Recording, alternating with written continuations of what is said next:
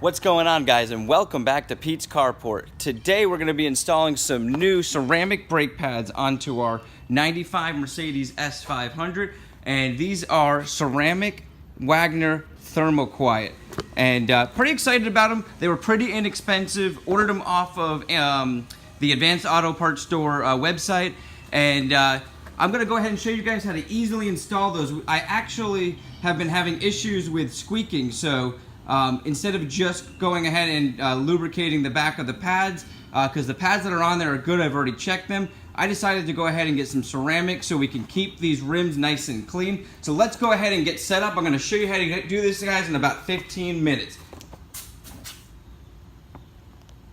Alrighty, guys, so first thing, let's have safety first. So you want to go ahead and put your emergency brake on, walk around to the back of your car, grab yourself some wheel chucks, and go ahead and stop those wheels from being able to roll.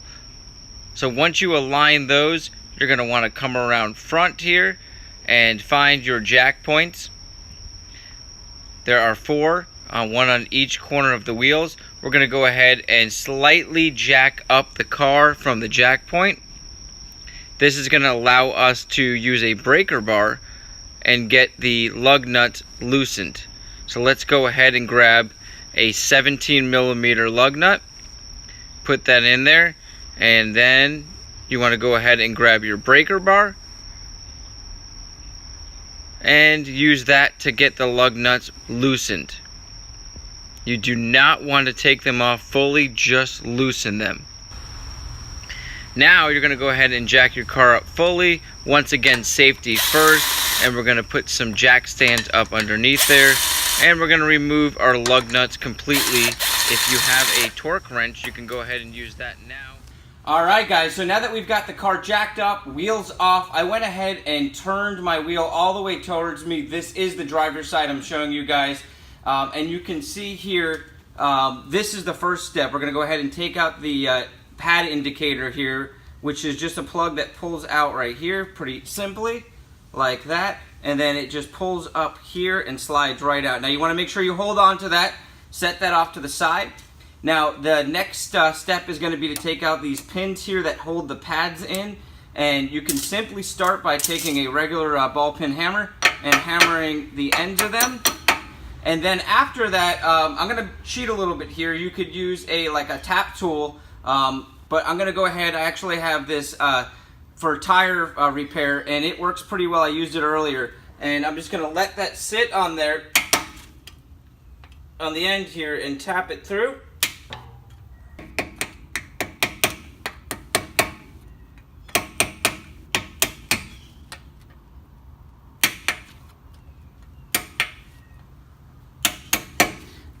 Alright, and now that we've got the pins basically out enough to grab, we're going to grab our pliers, and we're going to go ahead. They should come out pretty simply.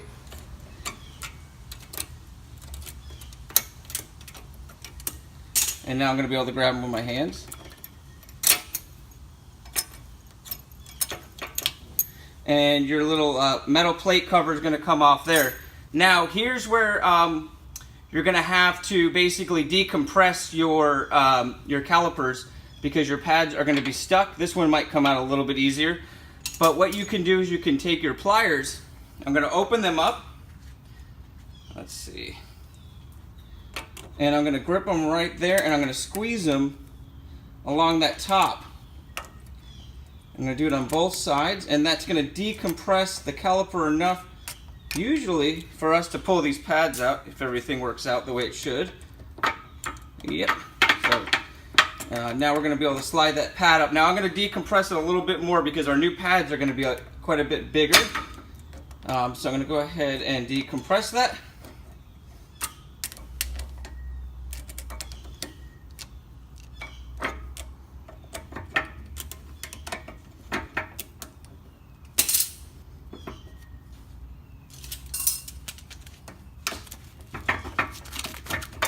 And we're going to do the same thing with the other side.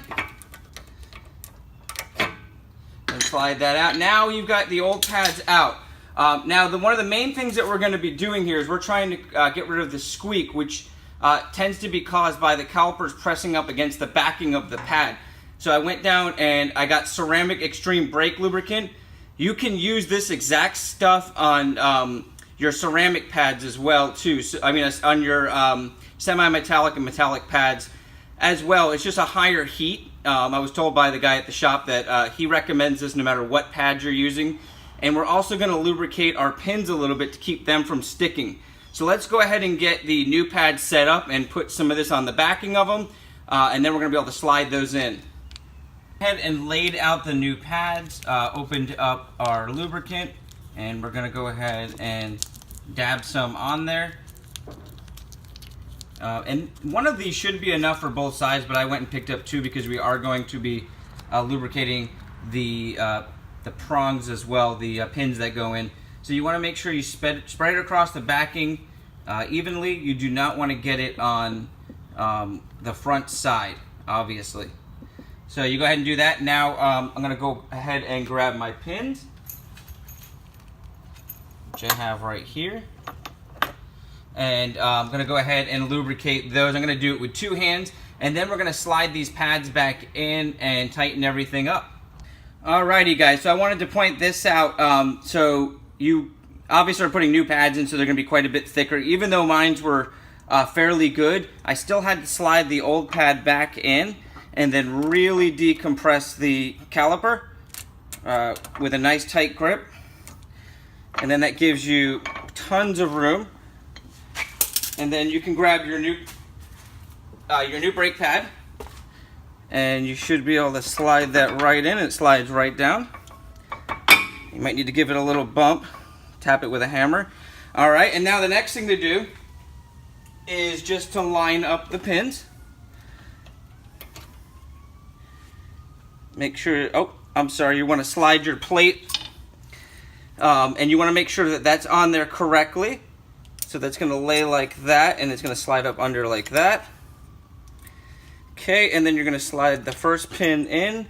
Make sure the pad hole is lined up. Sometimes you got to pull them up because they do slide down. All right. Now, while I got it in this position, I'm going to go ahead and get that pin a little more set in there so it doesn't slide out by grabbing my little tap and die and tapping that through. And I'm going to grab my next pin, and I'm going to make sure I line up the hole and pull the metal plate down so that it slides right in. On this side, you don't have one of these cables that you got to be more cautious with, so you can kind of get in there a little bit better with just the hammerhead. And then I'm going to tap that in just to make sure it's in there snug. All right, now next thing to do is, like I said, set that wire off to the side. You're going to push this side in, make sure it does pop right back in. Okay, that looks good. And then you're going to pull it to the other side, and you're going to have a little hole that is going to slide down into, and it should also connect nicely into the little sleeve that it creates. And there you go. Now really all you got to do is get your wheel back on. I'm going to turn my wheel straight so I can slide my wheel on, tighten up my lug nuts. We're going to move to the other side, and then following that, prior to that, I apologize, you can set it on jack stands. You do want to bleed the system. There is a bleeder valve here, okay? And I don't have any help right now. You do want to have somebody in the car, and you want to have them decompress the brake completely, and then unscrew, and then you tighten it back up, and then they're going to pump it several times really fast and hard, and they're going to hold that down again. You're going to release, it's going to shoot out, and as long as you don't have any air bubbles, you should be able to tighten it back up, and you should be good. Now you do want to do this on all four wheels, okay? Now, I am taking this up to a shop to have an alignment. They told me that they would go ahead and bleed them for me once I get up there. So I'm going to utilize the fact that they've got a lift, and that is why I'm not going to bleed it on this episode. But that is how you bleed it. You do want to do that so you don't have any air in your lines. All right, so let's go ahead and wrap this up, get our tire back on there, and we'll test these out to make sure we don't have any squeaks. Alrighty guys, so I just got back from a test drive and awesome news, no more squeaking. That was the main objective of this. So I went ahead and I changed out the pads to ceramic, which also will help with noise as well as dust. I also did the back ones where I put the that lubricant on there, the ceramic lubricant. So highly suggest if you're having squeaking, you could change the pads out and lubricate them, or just pull your pads out and lubricate them. Now keep in mind, if you are going to be changing your pads like I did, make sure your rotors are good. You're going to want to have those tested. They have to be a certain diameter. I was aware that the owner before me had changed the pads and rotors, and I could tell the pads were basically brand new from the time that I had them. So I went ahead and just swapped the pads out. The last thing is making sure that you have the system bled. I was very fortunate. It feels like I have no air in my lines. That's stopping on a dime. I am extremely pleased. Took me 15 minutes to finish off these front pads, as well as lubricating them, getting them back together, and I'm back on the road with no squeaks. So hopefully this helps you guys out. It was a fun little project, very quick, and it's always nice to know that you got rid of the problem that you were trying to do. So have a great day, guys. My name's Peter. And like, subscribe, and share.